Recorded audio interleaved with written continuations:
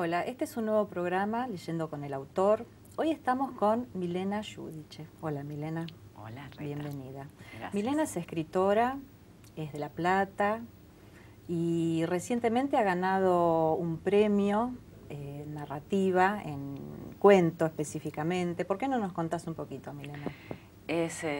Fue un concurso que se abrió este año en la Municipalidad de La Plata, en la Secretaría de Cultura, abierto a todos los habitantes de la ciudad.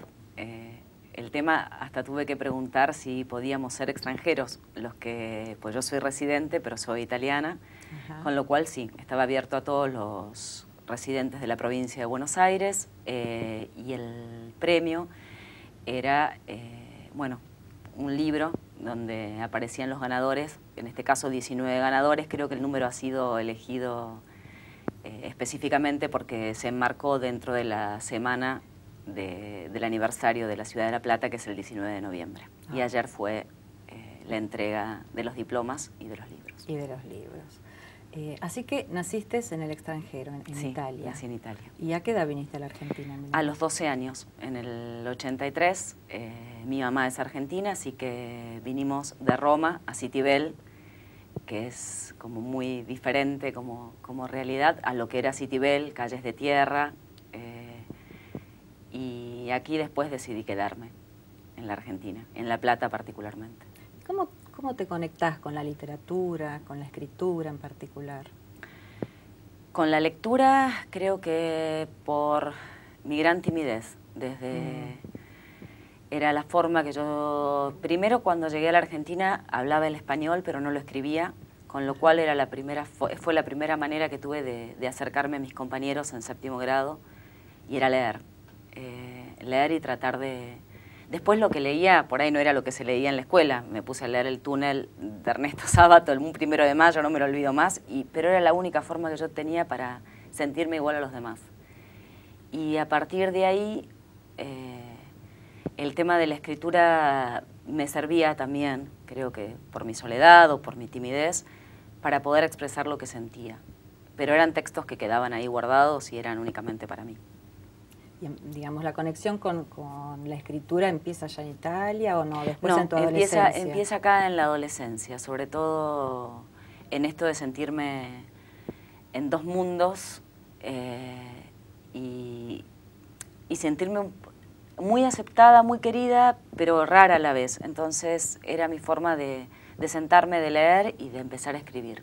De todas formas, hablando de literatura, ya fue mucho más grande, fue hace 10 años y particularmente hace 4 cuando empecé y me decidí a hacerlo con un taller literario, o de escritura en realidad. ¿Has participado o estás participando en un taller Sí. de escritura? Sí. ¿Y qué experiencia te deja el taller, digamos? ¿Te parece que ha sido útil para...? Para mí fue muy útil porque me ayudó a sistematizar una práctica, al margen de las consignas que podía yo estar más o menos de acuerdo, resultarme más o menos fáciles, era el tema de tener que dedicarle tiempo a escribir. Es mentira eso de que aparece la musa inspiradora y uno escribe. No, a ver, era dedicarle 3 o 4 horas o más durante la semana a escribir, aunque sea una frase, una idea, y después compartirlo en el taller es interesante porque ahí uno confronta con la realidad. Yo quise decir esto, quise escribir esto, y cuando lo lees te miran y dicen... A ver, ¿qué se entendió, no? ¿Qué se entendió? Ah, no, yo no entendí. Entonces son muchas voces que van replicando lo que vos... Entonces ahí empieza el ajuste, la corrección, y es interesante. Me gusta lo que decís porque en la cultura nuestra todavía prevalece la idea de que el escritor es un iluminado, un ser superior, y la escritura tiene que ver con el trabajo, Sí. Como cualquiera de las artes, Sí, ¿no? sí, tiene que ver con... Primero creo, ¿no? Porque, por ejemplo, a mí me encanta la música y me alimento mucho de música también para escribir, pero no soy buena ni cantando ni tocando un instrumento. Entonces, primero creo, en mi caso en particular, que tiene que haber un deseo y un placer. Y a mí la lectura y la escritura me generan placer. Y después de eso, sí, un esfuerzo en el trabajo, en la constancia. Por eso digo sistematizar la práctica. O sea, quiero ser escritora, tengo que sentarme a escribir. Claro, y saber que es un trabajo artesanal, ¿no? Totalmente. De pulido, de pulido, las frases, sí, de una coma, de un punto, de ciertas cosas que cuando uno empieza a escribir, cuando lee otros autores, grandes autores, empieza a descubrir. Y eso es lo interesante. O sea, probablemente yo antes de hacer un taller de escritura o de dedicarme más seriamente a escribir, leía por placer. Ahora leo, disfruto de la historia, pero también veo por qué pusiste el punto acá, por qué escribiste eso. Claro, y eso lo da sí, la lectura. Totalmente. Y la práctica. Y la práctica. Claro, y la confrontación con los otros. Exactamente. Digamos. Y un poco de, si bien no es una carrera universitaria, pero sí son 5 años de teoría y práctica. A ver, en el taller también vemos cosas teóricas, básicas. Claro. Y después el tema del trabajo. Eso me hace acordar mucho a... Yo soy psicóloga social y eso es la forma que tiene de enseñarse la carrera de psicología social. Hay un trabajo, una parte teórica y una parte práctica, que es directamente trabajar en grupo. Y eso hace que uno reformule permanentemente esa teoría. Entonces con la escritura pasa lo mismo. Me podrán dar un montón de nociones teóricas sobre cómo escribir o cómo escribieron los grandes, pero si yo no me siento y no practico, y no confronto, y no me peleo con el papel o conmigo, y no pasa nada. Claro. Es pura teoría. No es que un día te vas a sentar No. y vas a poder escribir, no sé, la obra que sea de corrido. No. Sí, inclusive con los textos que no son de ficción, digamos, debería existir el aprendizaje de darlos, de confrontarlos con una lectura, ¿no? Sí. Para ver si hay errores, si se entiende. Sí, si se práctica... entiende. Eso sobre todo porque pasa esto, o sea, yo quiero escribir esto, me gusta, y después el otro no lo entiende. Entonces, justo el otro día leía un ensayo de Eco sobre el tema, bueno, de la escritura literaria, no de los ensayos particularmente. Y decía, bueno, a veces el escritor busca confundir al lector, pero otras veces lo está confundiendo y no tiene sentido, porque no se entiende lo que estás queriendo. Entonces ahí es donde uno tiene que empezar a ajustar. Como una confusión sin objetivo. Y además es un golpe así terrible al narcisismo, porque decís, ¿cómo? Si esto era tan lindo que yo había escrito esto. Y no es tan lindo porque no se entiende. Claro. Pero eso es trabajo. Bueno, pero se ve que tu trabajo ha dado frutos. ¿Qué rutina tenés para escribir? Primero, bueno, es verdad que la hoja en blanco asusta. Cuando terminas de escribir algo que venías como muy fluida y muy metida, porque cuando estás escribiendo, o a mí me pasa, cuando estoy escribiendo un cuento, todo el tiempo voy pensando qué haría tal personaje en esta circunstancia, en un restaurante, en un cine, en el trabajo, en el colectivo. Después cuando se termina eso, porque sentís que lo cerraste, que lo corregiste y que necesitas descansar un tiempo, es otra vez encontrarte con la hoja en blanco. Entonces ahí es empezar a pensar qué quiero escribir. Conectarse con el deseo. Exactamente. Y a veces ahí también, ¿no? Bueno, yo quiero escribir sobre tal cosa, pero ¿cómo lo plasmo? Una cosa es mi deseo, o sea, ¿y de qué manera? Entonces ahí, bueno, hay diferentes formas. Puedo recordar una historia que me contaron, conectarla con una canción, que me suelen servir mucho para eso también, determinados cantautores sobre todo, y ahí empezar a rumbear. Entonces después armo una ficha del personaje, muchas veces, otras veces no, donde el personaje empieza a cobrar vida. Ajá. Cómo se llama, quién es, su biografía, como si fuera una persona. Sí, darle carnadura. Exactamente, ¿no? y espesor. Y entonces a partir claro, de ahí, sí. A partir de ahí, ese personaje puede hacer tal cosa y tal cosa no. Entonces, a ver, a partir de ahí muchas veces surgen las historias. Para que sea creíble. Exactamente, además, para que sea verosímil. Claro. Y después cuando, y la parte más linda para mí es cuando eso ya surgió, ya vencí el miedo a la hoja en blanco y empieza a surgir. Y primero es manuscrito, además, siempre. Después pasa a la computadora, pero primero es la sensación de escribir, de borrar, de tachar. Mira. Me encanta eso, esa parte me encanta. ¿Y lo biográfico? Lo biográfico... ¿Cómo va entrando en las historias que vos narrás? Siempre, y esto no lo dice Milena, sino que bueno, lo han dicho muchos otros y mejor que yo, pero estamos atravesados por una cultura, por un momento histórico, social, económico, y eso hace que seamos y que digamos las cosas como los decimos y en el lugar donde nos paramos. Con lo cual siempre va a aparecer algo de autobiográfico. no como Milena, pero sí como alguna experiencia. Por ejemplo, algún nombre de alguien que para mí haya sido importante y que en ese personaje calza, algún lugar, o mucho de la vida cotidiana. No porque tome un personaje de mi vida cotidiana y lo lleve a un libro, pero sí pequeñas situaciones que vas rescatando. Que voy rescatando, claro, y que sirven para esa situación. Y que me gustaron o me parecieron divertidas, ridículas, patéticas, lo que sea, nada. Claro, la escritura sí. se encarga de mezclar, ¿no? Sí, sí, sí. Eso sí.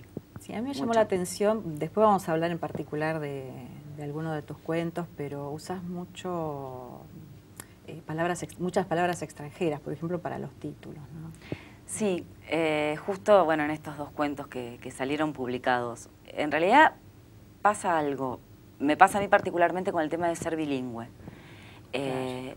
El haber sido bilingüe desde chiquita, mi papá me hablaba en italiano, mi mamá en castellano, me permitió una gran plasticidad hasta para inventar palabras. O sea, me encanta eso de que además hay palabras que por el sonido me resultan más en un idioma, más en italiano o más en castellano. O sea, eso es así. Y trato que en los cuentos, si tiene que aparecer, aparezca con ese sonido que para mí es importante.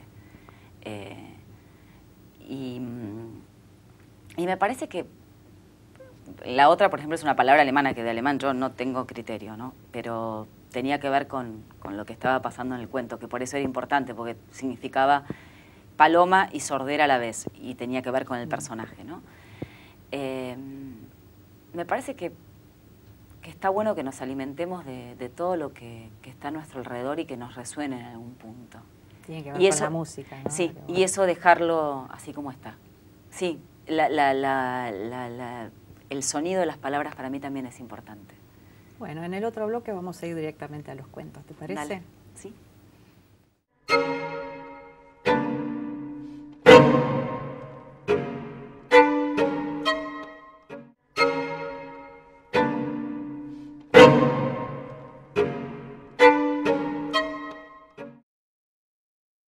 El trazo y el puente la llevan del otro lado. ¿Qué será Vícolo?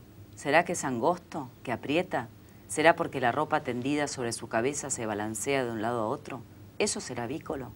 ¿Qué vino a hacer Alma a Roma? Se pregunta Francisca. No sabe decirle mamá a su mamá. Le dice Alma.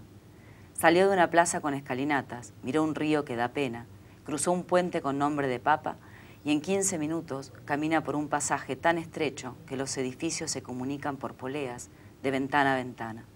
Otra vez a la izquierda y se asusta Francisca. Susto de túnel, susto de luz al final del túnel.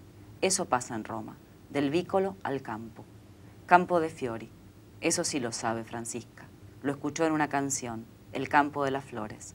Aunque de campo no tenga nada y sea solo un espacio ovalado. Llegó antes del mediodía, es lunes y hay mercado. Justo ahí, donde antes quemaban a los herejes. De eso sí se acuerda, en la canción de Silvio Rodríguez lo escuchó.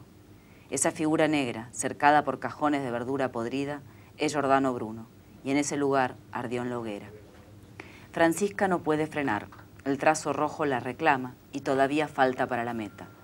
Una meta definida solo por ella. Si hay una ida, hay una vuelta. Y está segura que ese es el sentido que marcó Alma en el mapa de McDonald's. Francisca nunca entraría a un McDonald's, pero parece que Alma sí entró, o por lo menos salió con un mapa. En el mercado Roma aúlla furiosa, y ella no la entiende, ni quiere.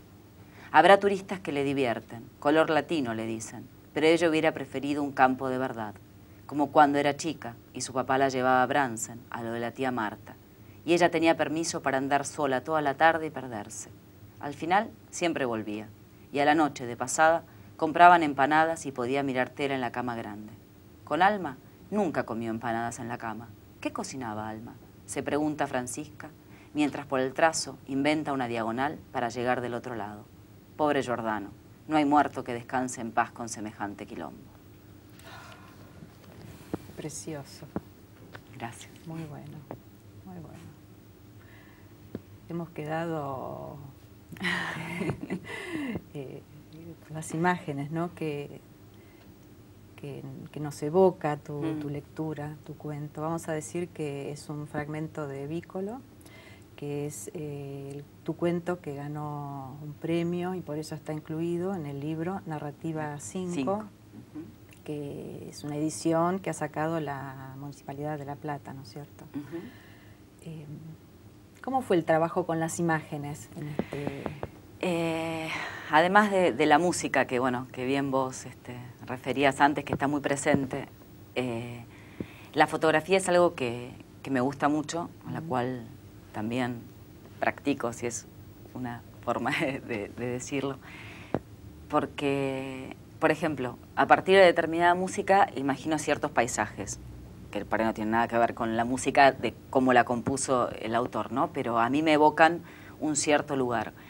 Y con este cuento en particular, que tiene que ver con Roma, tenía que ver con poder contarle al lector ciertos lugares de Roma que a mí me gustan mucho, pero en movimiento, que es la diferencia que yo siento por ahí con la fotografía como una cosa estática. Pero sí, a la fotografía yo le pongo música y al personaje lo hago caminar y lo hago ir por ciertos lugares buscando algo. Bueno, pero sí es muy fuerte para mí, ciertas imágenes hacen que eso me permita también escribir. Me gusta mucho eso. ¿Y qué busca Francisca? No lo sabe, está enojada y a partir del enojo sale a buscar quizás a su madre o el recuerdo de su madre y después como que se le corre un velo y toda la construcción que ella había hecho de su vida, de sus 35 años de vida en ese viaje en Roma, en esos días, se le descubre otro mundo y otra realidad. Y eso es particularmente, si hay un leitmotiv en las cosas que yo escribo, tienen que ver muchas veces con eso, con la realidad que vemos, pero que hay otra cosa por detrás que está todo el tiempo queriendo salir. Bueno, tiene que ver con la escritura eso, sí. ¿no? Tiene que ver mucho con la escritura. Sí, eso es básicamente con lo que siempre me doy cuenta que termino escribiendo. Algo que parece ser una cosa y que por detrás está apareciendo otra cosa. Sí. ¿Y por qué el formato cuento elegís? ¿Por algo en particular? ¿Te resulta cómodo? A ver, pasan dos cosas. Me asusta mucho lo extenso que puede ser una novela. Y además por esto, vuelvo a lo mismo de las imágenes. En el cuento, alguna vez alguien dijo que era un golpe a la mandíbula. Y es muy fuerte porque tiene que estar muy concentrado y provocarte algo. Es un pequeño recreíto que uno se toma por ahí de 10 minutos, pero algo tiene que pasar. La novela te lleva, te vas, volvés, la podés dejar, bueno. Me da miedo perderme con eso. Y a mí me gusta mucho más no sé si es lo rápido, pero bueno, lo fotográfico, por eso digo también desde la fotografía, la imagen contundente que te despierta algo.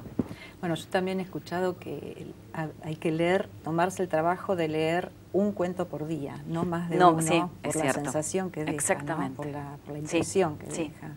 Sí. Un poco es eso, ¿no? Es eso, sí, es verdad. Y además volver a leerlos también, eso de volver a leer los libros que a uno le han gustado o los cuentos, descubrimos cosas nuevas cada vez. ¿Vos tenés algunos cuentistas así como guías, como maestros o no? No en particular. No en particular. Me gusta la literatura en general. He leído durante mucho tiempo ensayos y me di cuenta que hace 4 o 5 años, cuando quería realmente ser escritora, que tenía que leer literatura, porque es diferente. Por más que sea un excelente ensayista, pero estamos hablando de otra cosa. Entonces ahí volví a la literatura y si bien tengo materias pendientes de los grandes clásicos que quizás no he leído, sí es que leo. No alcanza la vida. No, es que esa parte es desesperante. A mí me desespera eso, pensar que es como un racimo de uva, que empezamos con uno, después hay 2, 3 y se expande. Pero sí leer cosas muy distintas y rescatar formas. Por ejemplo, estuve leyendo a Murakami, que es como muy nostálgico, y después me metí con Villoro, que es absolutamente violento, me divierte mucho ver cómo el autor va creando situaciones, personajes. Eso me gusta. Este libro está circulando por las librerías de La Plata. De La Plata, ¿Hay idea de que salga de Sinceramente no lo sé, porque esto fue anoche, así que es acá nuevito, es el Está primer fresquito, lugar a donde sí, está está muy fresquito. Sí, la intención es que circule por las librerías de La Plata. Por lo pronto un librito se va a Roma con mi papá. Claro. Así que siempre terminan viajando, porque siempre alguien tiene en algún lugar para que los libros viajen. Seguro. Y vos tenés una publicación anterior, Sí. un libro anterior que también Sí. reúne cuentos. Que también son 19 cuentos, que es una edición, no sé si es casera, pero sí autogestionada, porque fue de todos los participantes del taller de Argos, que se hizo justamente a fines del año pasado. Y es una edición muy cuidada, digamos, Sí. porque además tiene ilustraciones. Sí, de una compañera del taller, que además de escritora dibuja, así que le ha ido haciendo algunos dibujos, sobre todo por Argos, como se llama el lugar, y por el tema de los 19 cuentos tripulantes. Hay algunos mapas, algunas imágenes de barcos, muy lindo. Sí. El cuento que vos tenés publicado tiene relación más con las artes plásticas, digamos, ¿no? Sí, sí, el cuento se llama Top, que, bueno, como decía antes, en alemán significa paloma y sordera, y también tiene que ver un poco con haber jugado, con haber tenido ganas de jugar con esa realidad que nos imponen. Sobre todo, me metí en un tema con mucho cuidado, porque no me toca de cerca, pero me toca como argentina que vive en este país, por la historia también de militancia de mi mamá y de mucha gente que tengo cercana, de los hijos de desaparecidos, pero no quería tocarlos desde ese lugar. Me sentía que era un tema muy fuerte como para que yo me metiera cómo me iba a meter. Claro. Entonces hice otra cosa, jugué al titiritero que le construye a una mujer una realidad que es completamente inventada y ella cree que es real. Hasta que, gracias a un artista, en este caso lo metí a Pablo Picasso en el medio, le permite descubrir que hay otra realidad y que ella no es hija de quien creía que era. En otro lugar, en los años 50 y en Francia, o sea, nada que ver, pero fue escrito desde ese lugar. Desde ese lugar. Sí.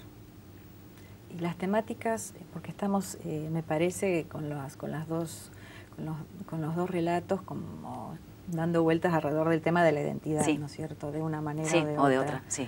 Tus otros escritos tienen que ver también, con esto. siempre este tienen tema. que, sí, tienen que ver esto de